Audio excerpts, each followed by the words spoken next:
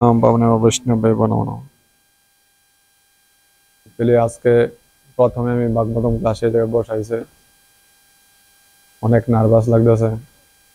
অনেক মহান মহান বৈষ্ণবদের সামনে যে তাদের আদেশ এর জন্য বসতে হয়েছে। বসার আমার ইচ্ছা নাই, তাও জোর করে মানে মনের জোরে আর কি বসতে বসতে হয়েছে। আপনাদের কৃপা আশীর্বাদ ছাড়া আমি কিছুই বলতে পারবো না। ঠিক আছে, সুলোচন প্রভু আমার দেখে হাসতেছে, উনি আমাকে অনেক পছন্দ করে। মনে মনে চিন্তা করতেছে উত্তম প্রভুরে এখানে বসছে কি না কি বলে। ঠিক আছে, কৃপা আশীর্বাদ করবেন। জয়দামোদর বাবু, আপনিও কৃপা আশীর্বাদ করেন। আপনার আদেশে করা হয়েছে। রাঘবেন্দ্র বাবু আমাকে উত্তরটা দিয়েছেন, অনেক ধন্যবাদ। শুদ্ধতার লেশ মাত্র আমার মধ্যে নাই। ঠিক আছে, বিষয়ী মানুষ, আপনাদের কৃপা আশীর্বাদ ছাড়া কোনো কিছুই সম্ভব না। ঠিক আছে, তাহলে আমরা একটু মঙ্গলাচরণ করি। ওম অজ্ঞানতিমিরান্ধস্য জ্ঞানাঞ্জনা শলাকয়া চক্ষুর্মৃतं येन তস্मै শ্রী গুরুবে নমঃ। শ্রী চৈতন্য মনোভীষ্টং স্থাপিतं येन ভূতলে স্বয়ং রূপং গদামহ্যং দদাতি স্বপদান্তিকং। वन्दे अहं श्रीगुरु श्रीयुतपदकमलं श्रीगुरून् वैष्णवांश्च श्रीरूपं सग्रजातं सहगणरघुनाथं सजीवं साद्वैतं सावधूतं परिजनसहितं कृष्ण चैतन्यदेवं श्रीराधाकृष्ण पदान् सगण ललिता श्रीविशाखान्वितांश्च। हे कृष्ण करुणा सिन्धु दीनबन्धु जगत्पते गोपेश गोपिकाकान्त राधाकान्त नमस्तुते। तप्त काञ्चन गौराङ्गी राधे वृन्दावनेश्वरी वृषभानुसुते देवी प्रणमामि हरिप्रिये। वञ्चाकल्पतरुभ्यश्च कृपा सिन्धुभ्य एव च पतितानां पावनेभ्यो वैष्णवेभ्यो नमो नमः। नमोऽयं विष्णुपादाय कृष्णप्रेष्ठाय भूतले श्रीमते भक्तिवेदांत स्वामिनीति नाम। नमस्ते सरस्वती देवे गौरवाणी प्रचारिणे निर्विशेष शून्यवादी पाश्चात्य देशतारिणे। जय श्री कृष्ण चैतन्य प्रभु नित्यानंद श्री अद्वैत गदाधर श्रीवासादि गौर भक्तवृंद। हरे कृष्ण कृष्ण कृष्ण हरे हरे हरे राम राम राम हरे हरे। ओम नमः भगवते वासुदेवाय। ओम नमः भगवते वासुदेवाय। ओम नमः भगवते वासुदेवाय। नारायणं नमस्कृत्य नरं चैव नरोत्तमं देवीं सरस्वती व्यासं ततो जयमुदीरये। नष्टप्रायेषु अभद्रेषु नित्यं भागवत सेवया भगवते उत्तम श्लोके भक्तिर्भवति नैष्टिकी। जय जय श्री श्रीमद् भागवतम की जय। जय जगत श्री प्रभुपाद की जय। गौर प्रेमानंद हरे हरे। श्रीमद् भागवतम আসছে গিয়া বেদটাকে বেদ ভাগ করার পরে দুই ভাগে ভাগ হয়েছে। একটা লেগা একটা সাইডে আছে উপনিষদ, একটা আছে অমল পুরাণ, মানে পুরাণ। পুরাণটা হলো গিয়া শ্রীমদ্ ভাগবতম। টোটাল কয়টা? 18টা পুরাণ। 18টা পুরাণ আছে প্রভু, 18টা পুরাণ। পুরাণের এই 18টা পুরাণের সার এই শ্রীমদ্ ভাগবতমে আছে। আর উপনিষদ 108টা উপনিষদ, আমরা এবারে গীতা উপনিষদ। উপনিষদের 108টা উপনিষদের সার হলো গীতা। গীতাতে ভগবান নিজে কি বলছে, ভগবান বলছে আমাদের কিভাবে চলতে হবে, আমাদের জীবন কিভাবে করতে হবে, সেটা ভগবানের উপদেশ ভগবান বলছে শ্রীমদ্ ভগবদ্গীতাতে। আর শ্রীমদ্ ভাগবতমে ভগবান সম্বন্ধে বলা হয়েছে। মানে ভক্তরা ভগবান সম্বন্ধে আলোচনা করছে, ভগবানের লীলা বিলাস এগুলা সম্বন্ধে আলোচনা করেছে শ্রীমদ্ ভাগবতম। শ্রীমদ্ ভাগবতম প্রথমে রচিত করছে ছিল ব্যাসদেব। ব্যাসদেব এই প্রথমে অনেক শাস্ত্রগ্রন্থ অনেক কিছু রচনা করছে, কিন্তু তার মনেও শান্তি পাইতেছিল না। তখন নারদ মুনি আইসা এই ভাগবতমের কথা শিল ব্যাসদেবকে বলছে। নারদ মুনির প্রথমে 4টা শ্লোক দিছিল, 4টা শ্লোক, প্রথমে ভাগবতমের 4টা শ্লোক ব্যাসদেবকে বলার পরে ব্যাসদেব 4টা শ্লোক থেকে পুরা বিস্তারিত ভাবে এই শ্রীমদ্ ভাগবতমের টোটাল 18,000 শ্লোক নিয়ে শ্রীমদ্ ভাগবতম রচনা করেছে। এই শ্রীমদ্ ভাগবতম অ্যাকচুয়ালি ভগবান থেকে টোটালি অভিন্ন।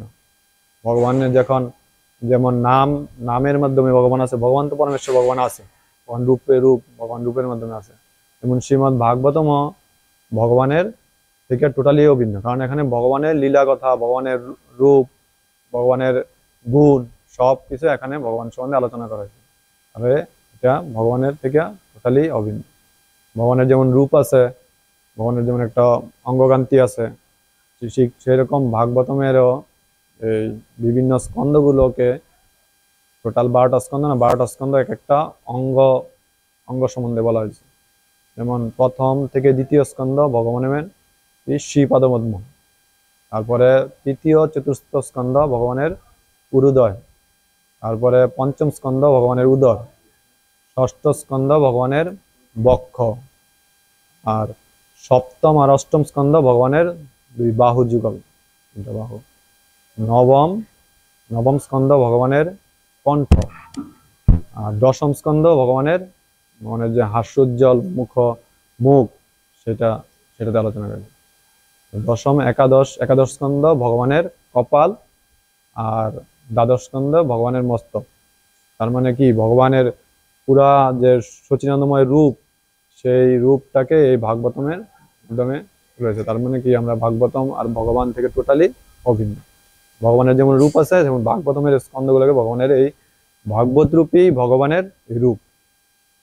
ঠিক আছে, তাহলে আমরা চেষ্টা করব যেহেতু ভগবান থেকে অভিন্ন, তাহলে আমরা সবাই মনোযোগ দেওয়ার চেষ্টা শ্রবণ করবো। আর সবচেয়ে বড় বিষয় সেটা হলো গিয়ে আপনারা সবাই কৃপা আশীর্বাদ করবেন, যেন আমি শিল প্রভুপাদের এই ভাগবতম থেকে আমি রিডিং পড়া আপনাকে কোনো রকম শোনাতে পারি। ঠিক আছে, কৃপা আশীর্বাদ ছাড়া এটা অসম্ভব, কারণ এটা আমার মধ্যে শুদ্ধতার লেশ মাত্র নাই। মূর্খ মানুষ, ভালো মতো বাংলা কথাই বলতে পারি না, সংস্কৃত কিভাবে বলবো?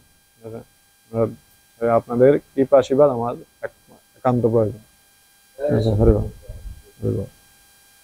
তাহলে আজকে আমরা ধারাবাহিকভাবে 3য় অধ্যায় শুরু করতে যেতেছি।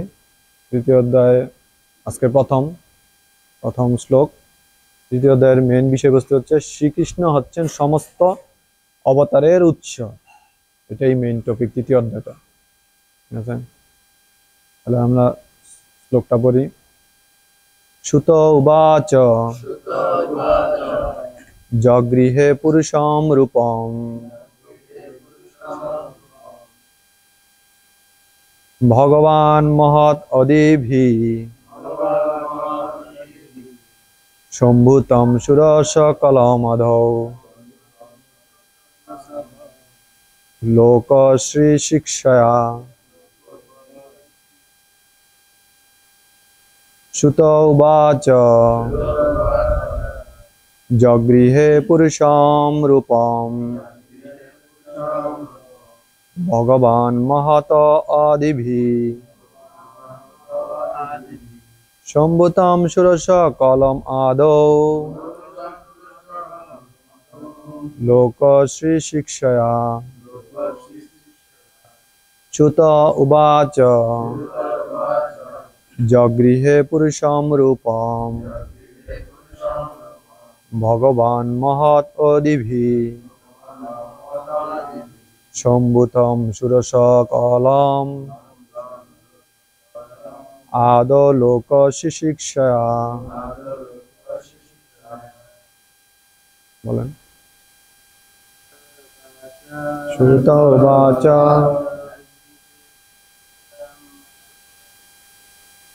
যহ পুরুষাম जगृहे पुरुषं रूपं भगवान् महद् आदिभिः सम्भूतं शिरसा कालम् आदौ लोकस्य शिक्षया सूतः उवाच जगृहे पुरुषं रूपं भगवान् महत आदिभिः सम्भूतं शिरसा कालम् आदौ लोकस्य शिक्षया श्रुत उवाच जगृहे पुरुषं रूपं जगृहे पुरुषं रूपं भगवान् महत् आदिभिः सम्भूतं शिरसा कालम् आदौ लोकस्य शिक्षया श्रुत उवाच जगृहे पुरुषं रूपं भगवान् महत् आदिभिः सम्भूतं शिरसा कालम् आदौ लोकस्य शिक्षया श्रुत उवाच जगृहे पुरुषं रूपं जगृहे पुरुषं रूपं भगवान् महत् आदिभिः सम्भूतं शिरसा कालम् आदौ लोकस्य शिक्षया श्रुत उवाच जगृहे पुरुषं रूपं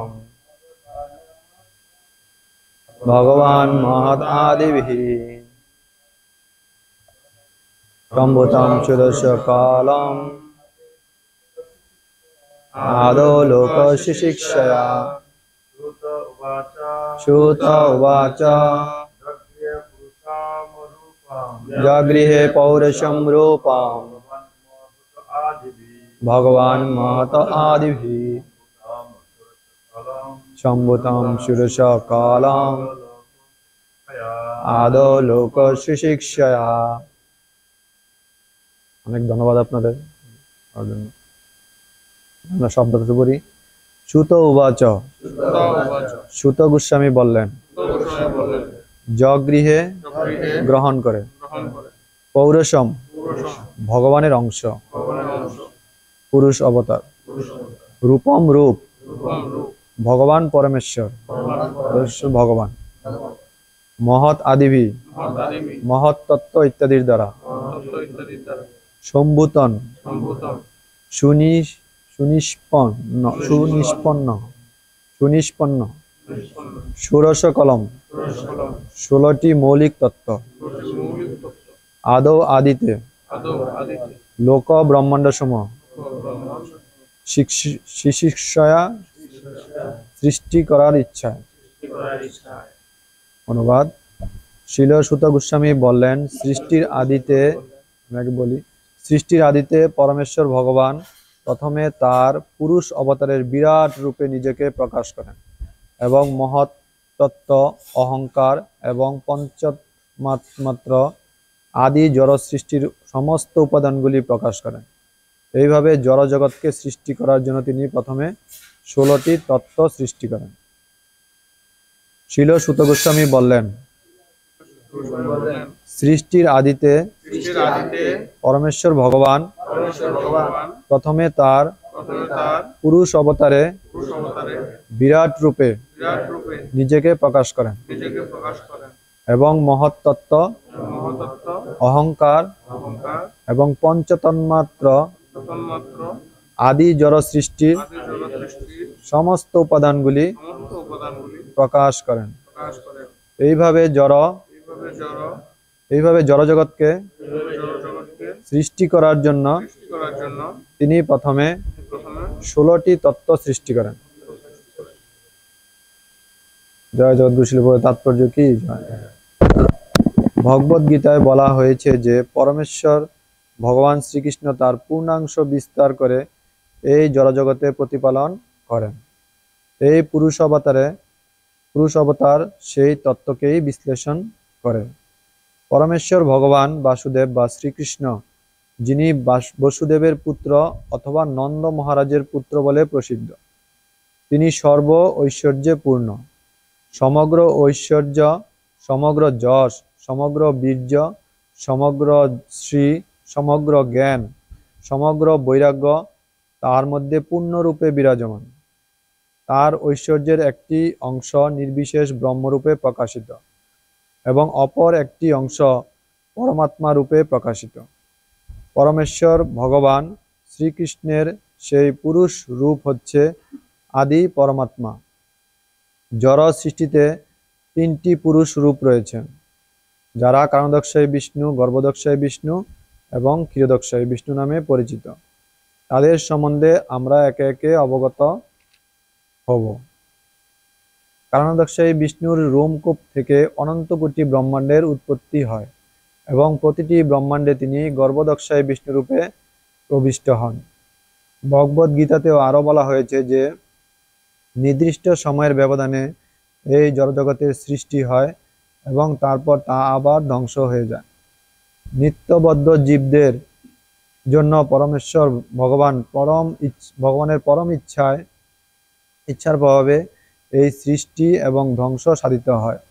নিত্যবদ্ধ জীবদের স্বাতন্ত্রতা বোধ বা অহংকার রয়েছে, যার ফলে ইন্দ্রিয় সুখভোগের প্রতি আসক্ত হয়, যদিও প্রকৃতপক্ষে কোনো কিছুই ভোগ করার ক্ষমতা তাদের নেই।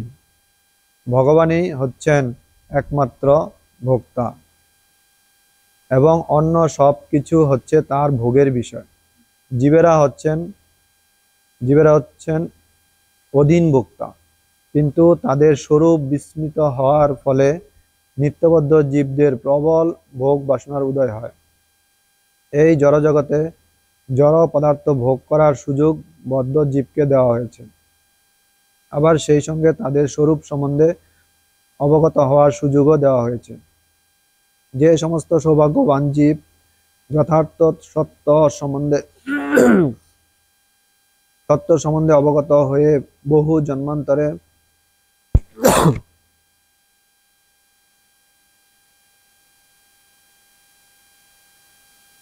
যে সমস্ত সৌভাগ্যবান জীব যথার্থ সত্য সম্বন্ধে অবগত হয়ে বহু জন্মান্তরের পথ বাসুদেবের চরণাবিন্দে শরণাগত হন, তারা নিত্যমুক্ত আত্মাদের সঙ্গ প্রভাবে ভগবত ধামে প্রবেশ করার অনুমতি লাভ করেন। সেখানে প্রবেশ করার পর এই রকম সৌভাগ্যবান জীবকে আর এই জড়জগতে ফিরে আসতে হয় না। কিন্তু যারা এই স্বরূপগত সত্যকে উপলব্ধি করতে পারে না, তারা এই জড়জগতের প্রলয়ের পর মহৎ তত্ত্বে লীন হয়ে যায়। তারপর যখন আবার সৃষ্টি হয়, তখন তারা মহৎ তত্ত্ব থেকে জেগে ওঠে। এই মহৎ তত্ত্বে জড় সৃষ্টির সমস্ত উপাদানগুলি রয়েছে, এমনকি বদ্ধ জীবাত্মারাও এই মহৎ তত্ত্বে রয়েছে। মৌলিকভাবে এই মহৎ তত্ত্বকে 16টি ভাগে ভাগ করা হয়েছে, যেমন পঞ্চভূত ও একাদশ ইন্দ্রিয়। মহৎ তত্ত্ব অনেকটা নির্মল আকাশের মেঘের মতো, চিন্ময় জগতে সর্বত্রই ব্রহ্মজ্যোতির দ্বারা উদ্ভাসিত এবং সেখানে সবকিছু চিন্ময় জ্যোতিতে উজ্জ্বল। অন্তহীন বিরাট চিদাকাশের এক কোণে মহৎ তত্ত্ব এসে জড়ো হয় এবং যে অংশ মহৎ তত্ত্বের দ্বারা আচ্ছাদিত হয়ে পড়ে তাকে বলা হয় জড়জগৎ। মহৎ তত্ত্বের দ্বারা আচ্ছাদিত এই অংশটি সমগ্র চিন্ময় জগতের তুলনায় অত্যন্ত নগণ্য, অথচ সেই মহৎ তত্ত্বের ভিতরেই অনন্ত কোটি ব্রহ্মাণ্ড রয়েছে। এই সমস্ত ব্রহ্মাণ্ডগুলির উৎপত্তি হয় কারণদক্ষায়ী বিষ্ণু বা মহাবিষ্ণু থেকে, যিনি কেবলমাত্র জড়া প্রকৃতির প্রতি দৃষ্টিপাতের মাধ্যমেই এই জড়জগতের সক্রিয় করেন। জয় জগদ্গুরু শিলপ্রভুর তাৎপর্য কি? জয়। প্রভুপাদ বিস্তারিতভাবে জড়জগতের সৃষ্টির কিভাবে এই সম্বন্ধে সুন্দরভাবে আমাদেরকে তাৎপর্যের মাধ্যমে জানিয়ে দিয়েছে। এখানে মেইন টপিক হচ্ছে যে ভগবান সৃষ্টির শুরুতে কিভাবে এই জড়জগৎটাকে সৃষ্টি করছেন এবং কিভাবে ভগবানের অংশ বিশেষ অবতার কিভাবে হয় সেটা সম্বন্ধে এই শ্লোকের মেইন আলোচনা করা হয়েছে। ঠিক আছে, তাহলে আমরা জানি যে ভগবানের বিভিন্ন অবতার আছে, বিভিন্ন অংশ বিশেষ। পরমেশ্বর ভগবানকে একমাত্র পরমেশ্বর ভগবান শ্রীকৃষ্ণ, শ্রীকৃষ্ণ হচ্ছেন একমাত্র পরমেশ্বর ভগবান। ইভেন বলা হয়েছে যে যে একমাত্র ব্রজেন্দ্র নন্দন যে কৃষ্ণ, ইনি পরমেশ্বর ভগবান।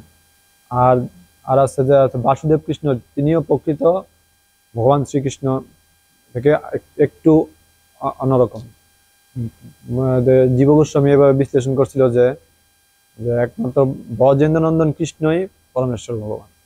আর হচ্ছে যেটা হচ্ছে মথুরায় যে কৃষ্ণ লীলা বিলাস করেছেন এবং দ্বারকায় যে কৃষ্ণ লীলা বিলাস করেছেন, সেই কৃষ্ণ ব্রজেন্দ্র নন্দন কৃষ্ণ না, আলাদা। ঠিক আছে, এটা এইসব তত্ত্বগুলো আমাদের ভালো মতো বিচার বিশ্লেষণ করতে হবে। ঠিক আছে, তাহলেই আমরা একমাত্র পরমেশ্বর ভগবানকে জানতে পারবো। পরমেশ্বর ভগবান কি, পরমেশ্বর সচ্চিদানন্দময় রূপ সম্বন্ধে আমরা জানতে পারবো। এখানে ব্রহ্মসংহিতায় বলছে যে রামাদি মূর্তিষু কলা নিয়মেন তিষ্ঠন নানা অবতারম অকরোত ভুবনেশু কিন্তু কৃষ্ণ স্বয়ং সমভবত পরম পুমাঞ্জ গোবিন্দাম আদি পুরুষম তমং ভজন। এখানে বলছে যে কৃষ্ণ, কিন্তু কৃষ্ণ বিভিন্ন রাম আদি নৃসিংহ বরাহ রূপে বিভিন্ন বিভিন্ন সময় ভগবান বিভিন্ন রূপে অবতরণ করেন। এটা হইলে গিয়া মহাবিষ্ণু। এখানে বলছে যে কারণদর্শী বিষ্ণু, মহাবিষ্ণু যিনি মহাবিষ্ণু, আর গর্ভদর্শী ক্ষীরদর্শী বিষ্ণু। কারণ মহাবিষ্ণু থেকে এইসব অবতার হিসাবে আনেন। প্রকৃত যে কৃষ্ণ ভগবান যে বলছে যে বৃন্দাবন ছেড়ে তিনি কখনো যান না। ঠিক আছে, সবসময় বৃন্দাবনে থাকেন। আর যে এগুলো যা অবতার, নানা অবতার যেটা আছে রাম, নৃসিংহ, বরাহ, তারপরে মৎস্য অবতার, বিভিন্ন রূপে বিভিন্ন গুণ অবতার, বিভিন্ন রূপের সময় লীলা অবতার আছে। তারা হলো ভগবানের কি অংশ বিশেষ কলা। কিন্তু যেটা আছে যে কৃষ্ণ যে কিন্তু কইছে, কিন্তু কৃষ্ণ সম্ভবত পরম পুমান, যিনি পরম পুরুষ, সেই পরম পুরুষকে ব্রহ্মা বলছে গোবিন্দম আদি পুরুষম তমং ভজন। এই গোবিন্দকে আমি ভজনা করি।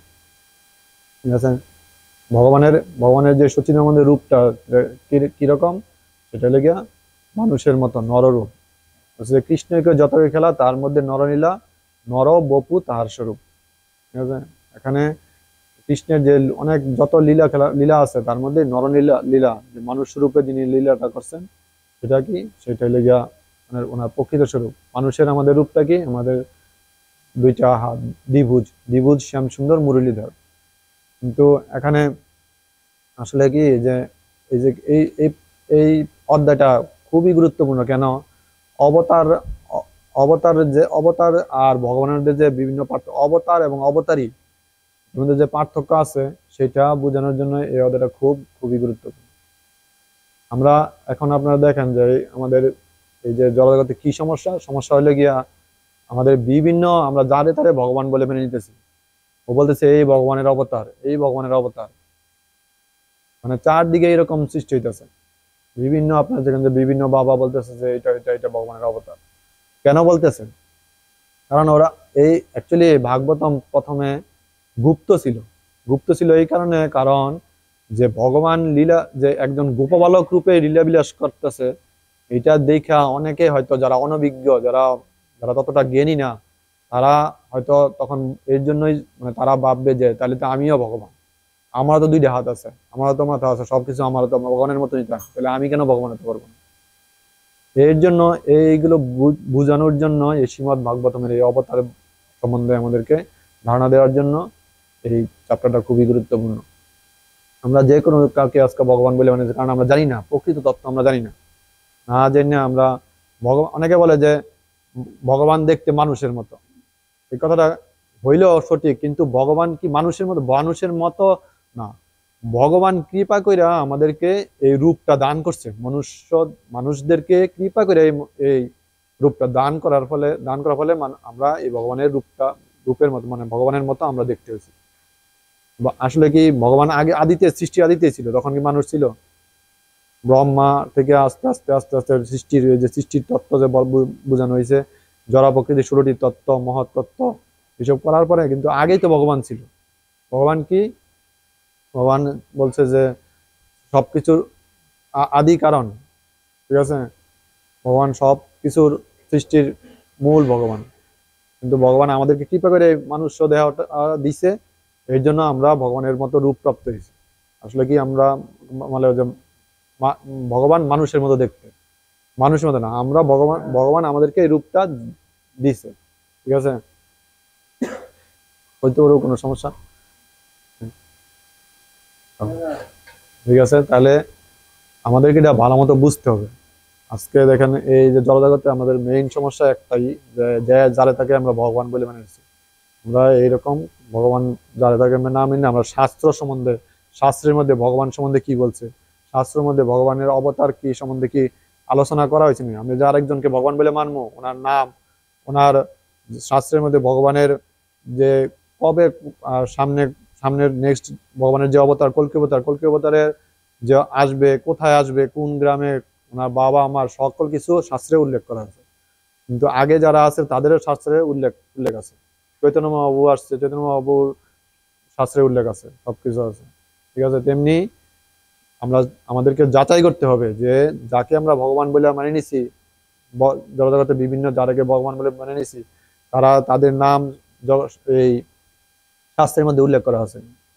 তারপরে দ্বিতীয় জিনিস সেটা হলো গিয়া ভগবানের শরীরের বিভিন্ন অংশে, ভগবানের শ্রীপাদের মধ্যে বিভিন্ন চিহ্ন আছে, সেই চিহ্নগুলো আছে কিনা, যারা ভগবান আছে তাদের সেই চিহ্নগুলো থাকে, সমস্ত চিহ্নগুলো আছে কিনা আমাদেরকে যাচাই করে দেখতে হবে।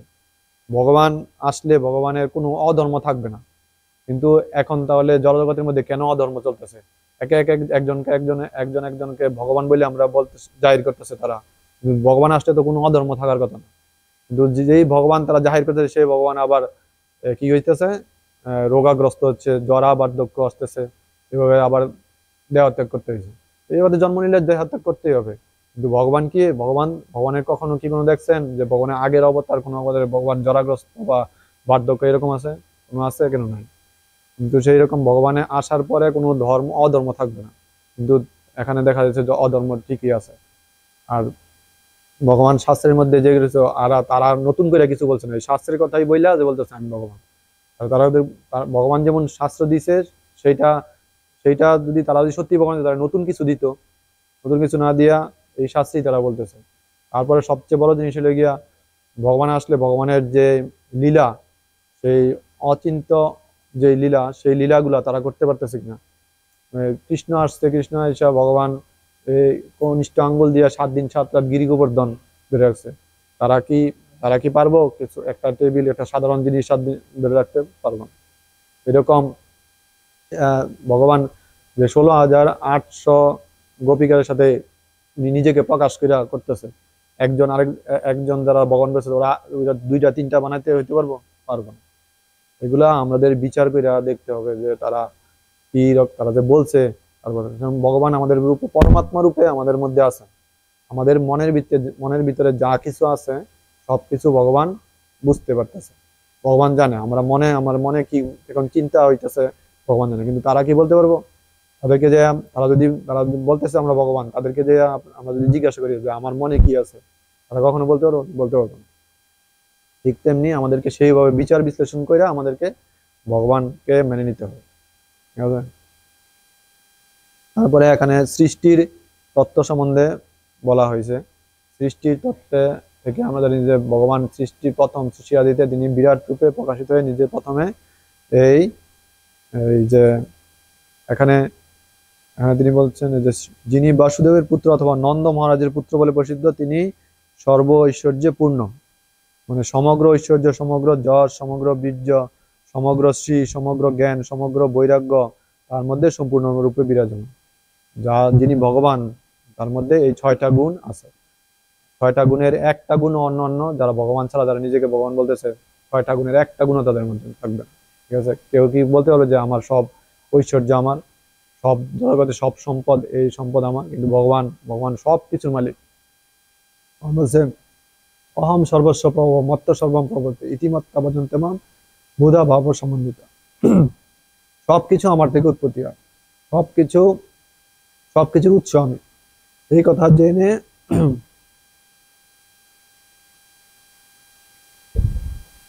যারা শুদ্ধ বুদ্ধিমান মানে শুদ্ধ ভক্তরা সেই কথা জেনে আমার ভজনা করে। ঠিক আছে, ভগবান সব কিছুর মালিক, সব ঐশ্বর্য, সব জ্ঞান ভগবানের মধ্যে বিরাজমান, সব বৈরাগ্য ভগবানের মধ্যে বিরাজমান।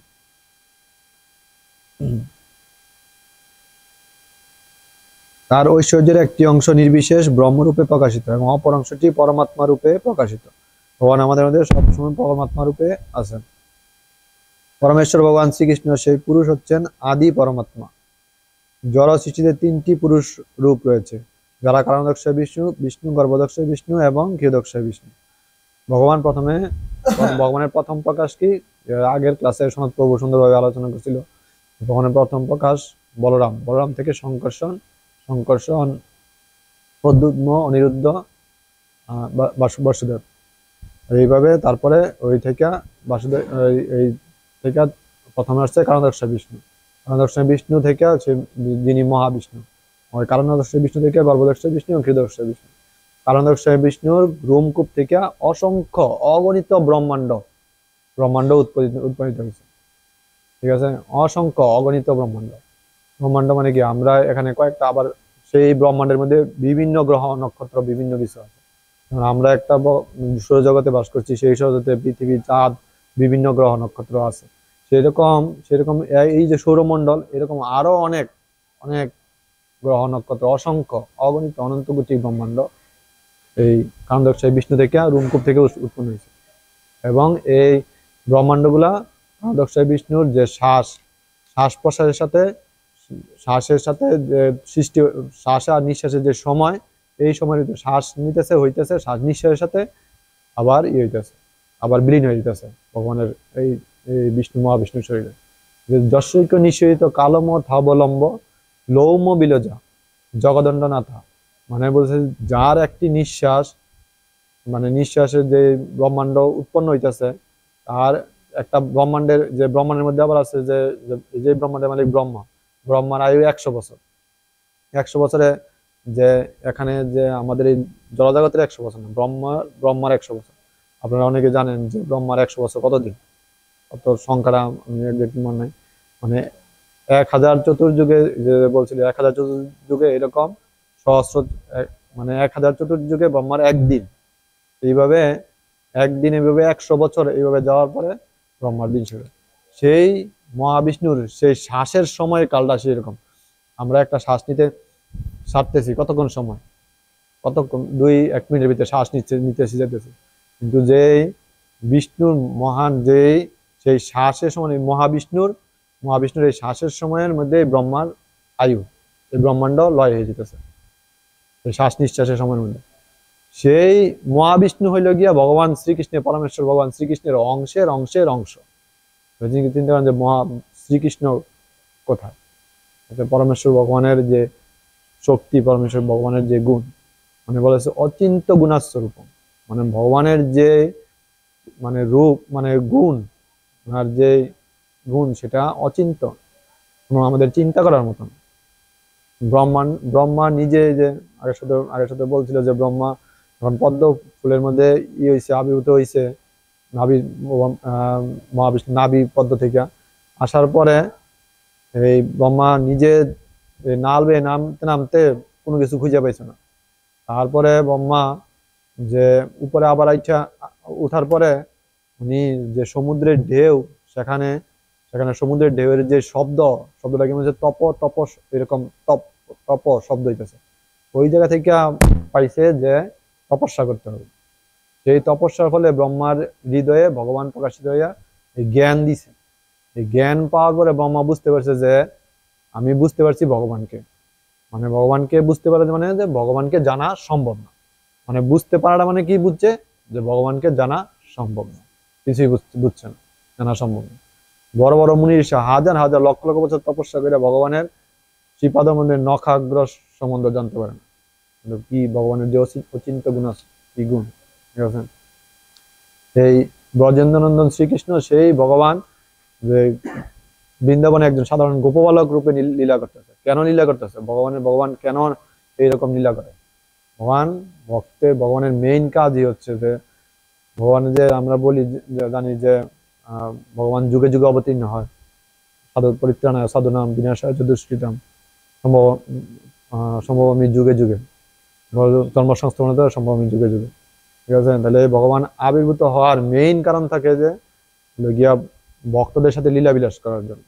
আমরা যে ইয়ের মধ্যে দেখি নরসিংহ আরতির মধ্যে আমরা বলি, প্রথমে বলি প্রহ্লাদ দায়নি, প্রহ্লাদ আহ্লাদ দায়নি, তারপরেই বলে যে হিরণ্যকশিপু পূর্বশাল।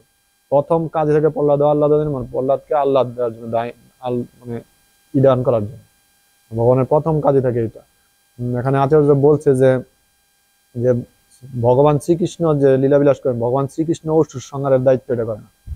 ভগবানের মধ্যে যে বিষ্ণু হিসাবে আছে, উনি অসুর সংহারের দায়িত্ব পালন করেন। ভগবানের কাজ একমাত্র ভগবানের সাথে সেই বৃন্দাবনে ভক্তদের সাথে প্রেমের আদান প্রদান করা, লীলাবিলাস করা।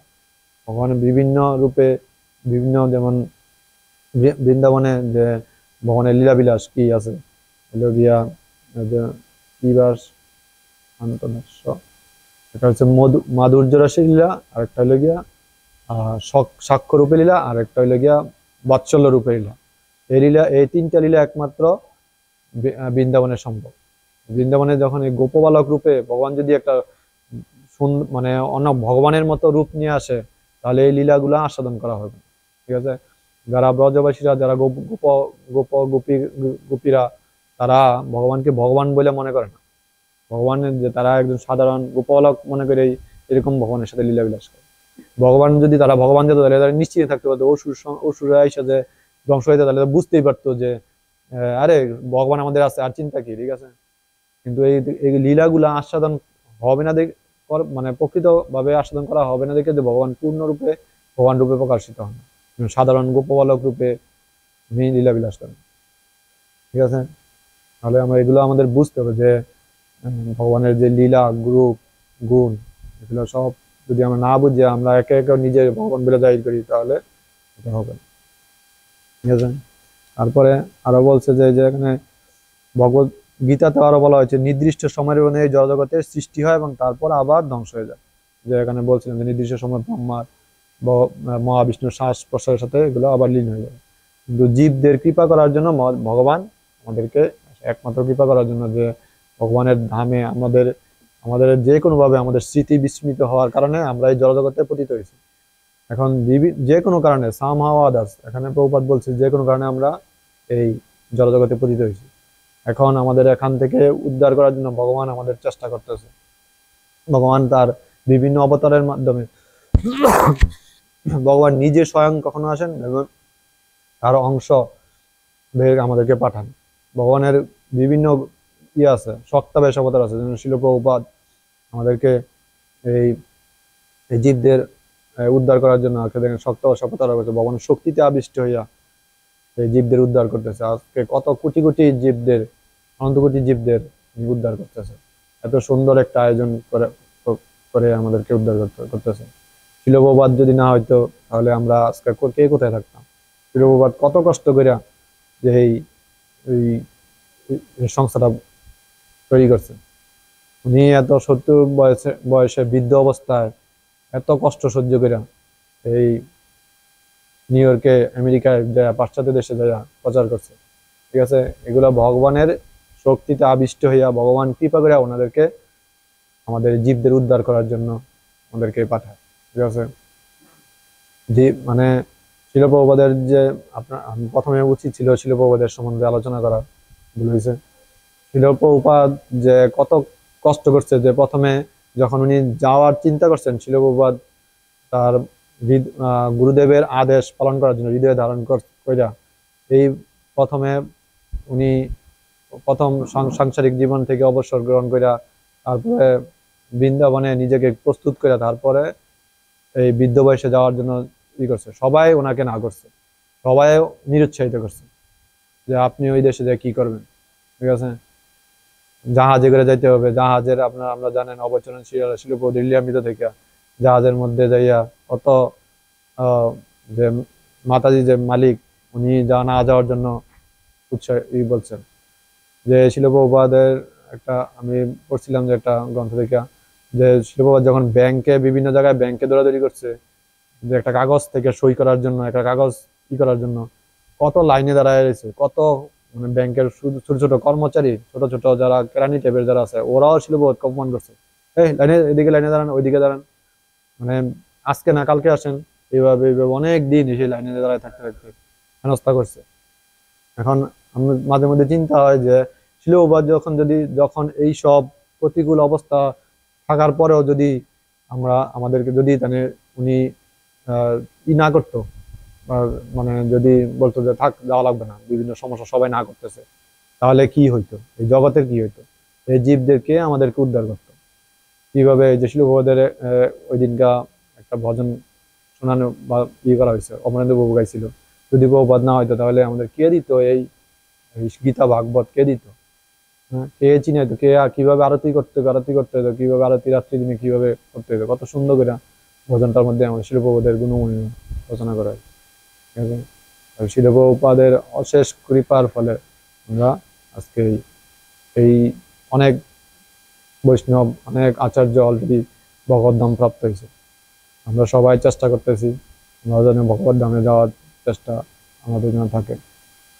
এই যে ভাগবতম শিল প্রভুপাদ লিখে গেছে, এটা যেন আমরা স্টাডি করতে, আমি যেন স্টাডি করতে পারি, ভালো মতো করতে পারি, ভালো মতো হৃদয়ঙ্গম করতে পারি, সেজন্য আমাকে খুবই আশীর্বাদ করবেন। ঠিক আছে, সময় কতক্ষণ পর্যন্ত? সবাই নিদ্রা নিদ্রা লাগতেছে। হ্যাঁ,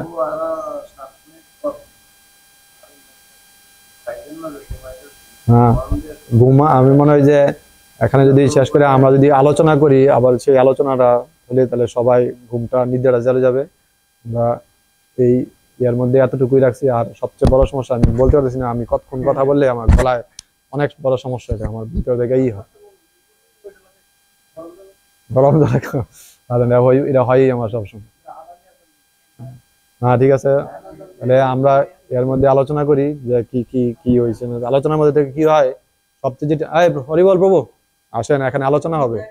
কোথায় যেতেছেন? না প্রভু, এখন আর তেমন নাই। ঠিক আছে, আমি জানি আমাদেরকে অপমান করতেছেন, আমি জানি। ঠিক আছে, হ্যাঁ, না আমার এটা আমার আমার বললাম না, শুদ্ধতা ভিতরে না থাকলে বিভিন্ন ইন্দ্রিয় গুলা সমস্যা হয়।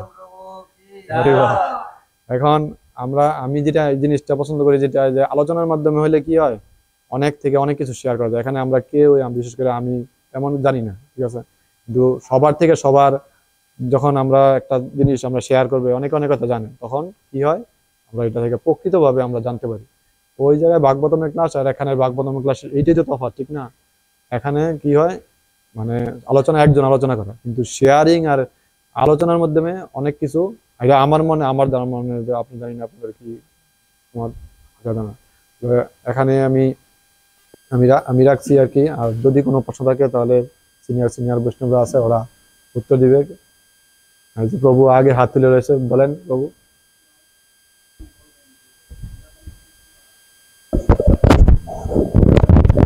এটা বৃন্দাবনের যে কৃষ্ণ, এটা মথুরার যে কৃষ্ণ বাসুদেব কৃষ্ণ, দ্বারকার কৃষ্ণ যেটা বাসুদেব কৃষ্ণ। এখানে আচার্য বলছে বৃন্দাবন ছেড়া ভগবান কখনো যায় না। এখানে দেখা নিয়ে গেছে লীলার মাধ্যমে যে বৃন্দাবন থেকে কৃষ্ণ চলে গেছে, সেটা অ্যাকচুয়ালি প্রকৃত কৃষ্ণ যায় না। প্রকৃত কৃষ্ণ সবসময় বৃন্দাবনে থাকে। সেটা লেগে বাসুদেব কৃষ্ণ। কৃষ্ণ এই মথুরায় গিয়া কংসকে বিনাশ করছে। আমি আগেই বলছি যে ভগবান শ্রীকৃষ্ণের কখনো কাজ না যে অসুরের বিনাশ, এইসব ভগবানের কাজ। এই পরমেশ্বর ভগবান যে শ্রীকৃষ্ণ, ওনার কাজ এটা না। উনি ভক্তদের সাথে কি করে, সবসময় লীলা বিলাস করে, প্রেমময়ী সম্পর্কে থাকে। উনি এই কাজ করি তো সময় পায় না, উনি কখন অসুর সংহার করবে। ঠিক আছে, এগুলা আপনারা বিস্তারিত যখন যে শাস্ত্র করবেন প্লাস আচার্যদের মুখ থেকে শ্রবণ করবেন, তখন আরো আমি তো ভালো মতো বুঝতে পারছি না, বুঝতে পারছি আপনি বুঝেন না, কিন্তু আচার্যের মুখ থেকে শ্রবণ করলে, জীব গোস্বামী এই সম্বন্ধে সুন্দরভাবে আলোচনা করছে, গ্রন্থে লিখছে। আচার্যের মুখ থেকে যখন শ্রবণ করবেন তখন আমরা জানতে পারবেন। বৃন্দাবন থেকে যখন চলে গেছে কৃষ্ণ, তখন বৃন্দাবনবাসীও মনে করছে যে কৃষ্ণ চলে গেছে। ঠিক আছে, আসলে কৃষ্ণ জানে না। মাঝে মাঝে তারা স্বপ্নে দেখতো, বা মাঝে মাঝে তারা দেখতো যে কৃষ্ণ আছে, কিন্তু তারা কি মনে করতো বৃন্দাবন তো কৃষ্ণ তো চলে গেছে, যে মনে স্বপ্নে দেখতে আছে, তারা মনে করতো স্বপ্নে, অ্যাকচুয়ালি কিন্তু স্বপ্নে না, কিন্তু কৃষ্ণ বৃন্দাবনে থাকে। এটা আমাদের শাস্ত্রের কথাই, যে কৃষ্ণ বৃন্দাবন ছেড়ে কখনো যায় না, কোথাও যায় না। শ্রীকৃষ্ণ যখন এই ধরাধামে আসছে, বৃন্দাবনকে সাথে নিয়ে আসছে, ঠিক আছে, বৃন্দাবন এখানে নিয়ে আসছে। ভগবান আসার আগে এখানে সব বৃন্দাবনের যারা পার্শ্বদের যারা যারা আছে সবাইকে নিয়ে আসছে, রাধারানীকে নিয়ে আসছে এখানে, ঠিক আছে, সব গোপবালকদের এখানে নিয়ে আসছে বৃন্দাবন, তারপর লীলাবিলাস করছে, ঠিক আছে। আমি কি মনে হয় যদি ভালো মতো বুঝাতে পারেন, কাউ যদি আরেকটু নিয়ে বিস্তারিত প্রভুকে বুঝাই দিতে পারেন তাহলে ভালো হয়। ঠিক আছে প্রভু, সন্তুষ্ট আপনি? হ্যাঁ,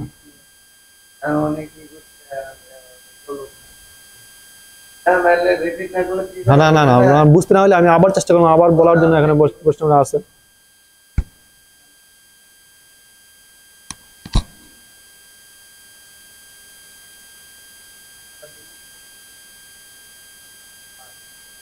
ভগবানের মধ্যে যে বিষ্ণু, সেটা উনি হলে গিয়া অসুর সংহারটা। আরো ভালো করে বুঝবেন, কোথা থেকে জানেন, সর্বনাম মঙ্গলম। ইউটিউবে ঢুকেন না, বলার এটা দেখেন কিভাবে করছে, আর আপনারও বুঝতে হবে গুরু মহারাজের বৃন্দাবন লীলা হ্যাঁ আছে, ঠিক আছে, ওই জায়গায় দেখবেন যে কি করতে আছে, ঠিক আছে। তো ভক্তিচরণ স্বামী মহারাজ, ভক্তিচরণ স্বামী মহারাজের বৃন্দাবন লীলা পার্ট বাই পার্ট আছে। আপনি প্রথম থেকে একবার প্রথম থেকে প্রথম পার্ট, দ্বিতীয় পার্ট, তৃতীয় পার্ট এইভাবে বুঝবেন। আবার আসলে যে কোনো একটা পার্ট হিসাব করতে পারেন, আপনি চেষ্টা করবেন যে প্রথম থেকে আলোচনাটা শুনলে, কারণ এটা কন্টিনিউয়াস, তাহলে শুনতে পারবেন, ঠিক আছে। প্রথম পার্টে শুনলেন, ঠিক আছে, একটা রাস্তা বলেছে ব্লেন্ডার হয়ে যাবে, সুন্দরভাবে বুঝাই গেছে। জোস সুলোচন বাবু, কত গুরুত্বপূর্ণ প্রশ্নটা, ঠিক আছে, প্রশ্নটা অনেক গুরুত্বপূর্ণ, অ্যাকচুয়ালি রিয়েলি প্রশ্ন অনেক গুরুত্বপূর্ণ। তাহলে আমরা প্রভু ভাগবতম ক্লাসে থেকে কি দেখুন প্রভু থেকে আমি এটা বলেছিলাম ক্লাসে না, শান্তিরতা প্রভু থেকে আমরা শুনি মহান বিষ্ণু।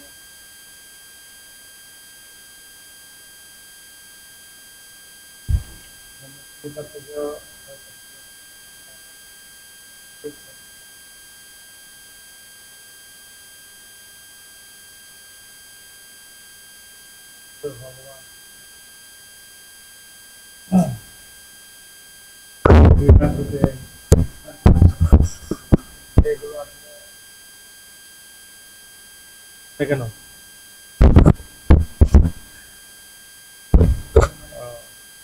সৃষ্টির যে রহস্য, এটা অবগত ছিলাম না, ইসকনে আসার আগে অবগত ছিলাম না। তো যখন এগুলো শুনি আবার, তখন মানে এই যে ভাগবতম, এগুলো আমরা যখন পত্রিকা পড়ি, একবার পড়লে দ্বিতীয়বার ফেলে দিই, কিন্তু এই ভাগবতম কতবার পড়েছি এই অধ্যায়টা, তারপরে যখন এখন পড়ছি আবার মনে হচ্ছে নতুন। এই প্রভুর মুখ থেকে আরো সুন্দরভাবে বিস্তারিতভাবে অনেকগুলো উদাহরণের মাধ্যমে শ্রবণ করলাম। তারপর 16টা মহত্তত্ত্ব রয়েছে, এই 16টা মহত্তত্ত্ব যেমন একাদশ ইন্দ্রিয়, আর 5টা হচ্ছে পঞ্চভূত, যেগুলো মাটি, জল, অগ্নি, বায়ু, আকাশ। তো সব মিলিয়ে মোটামুটি আমার সৃষ্টির রহস্যটা অবগত হলাম। এরকম ভাবে আমাদের ভগবন্ত উন্নতি করে সেটা প্রভুপাদা বলেছেন, বললো না যে পত্রিকা একবার পড়ে আমরা ফালাইছি, কিন্তু ভাগবত বারবার বলেছিল, বলেছে না, ভাগবতের কথা তবই অবতার ধীরে ধীরে শুনে কানে বারে বার, একবার বারবার শুনতে হবে কেনা, তাহলে আমরা নো ফরগেট কৃষ্ণা, হরে কৃষ্ণা। এখন আমরা উপলব্ধি শ্রবণ করব আমাদের নায়ক প্রভু সুমন প্রভুর কাছ থেকে। সুমন প্রভু কি জয়, শ্রীল প্রভুপাদ কি জয়।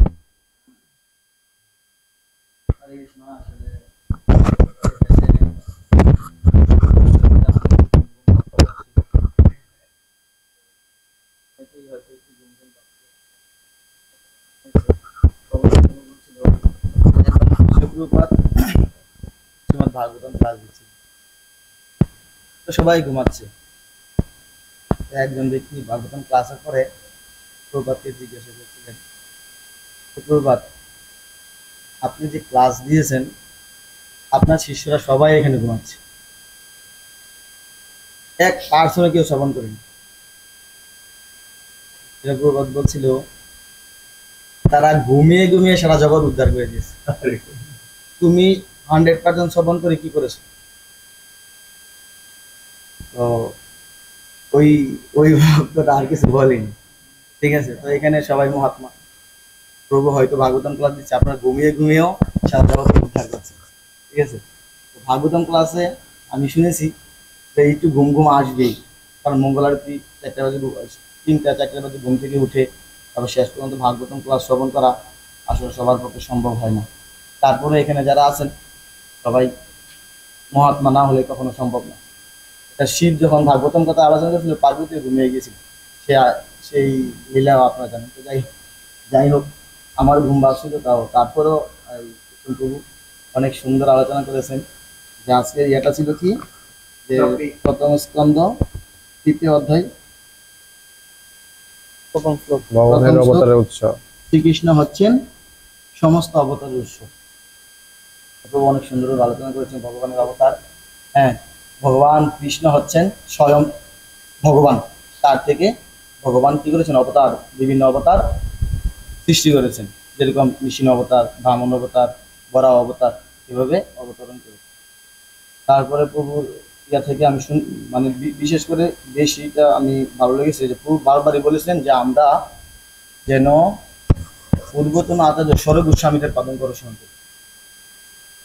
হ্যাঁ, তাহলে পূর্বতন আচার্যদের যদি পাদন অনুসরণ করি তাহলে আমরা ভালো ভক্ত হতে পারবো, তাছাড়া আমাদের কখনো ভালো ভক্ত আমরা হতে পারবো না।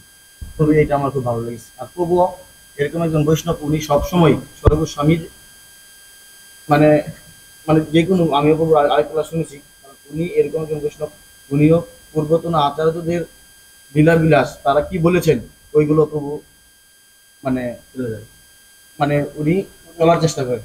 তো প্রভু অনুরোধ করবো আমাকে কি আশীর্বাদ করবেন, আমিও যেন পূর্বতন আচার্যদের গুরুবর্গদের আদেশ মেনে চলতে পারি, তারা কি বলেছেন সেটা যেন আমি অনুসরণ করতে পারি।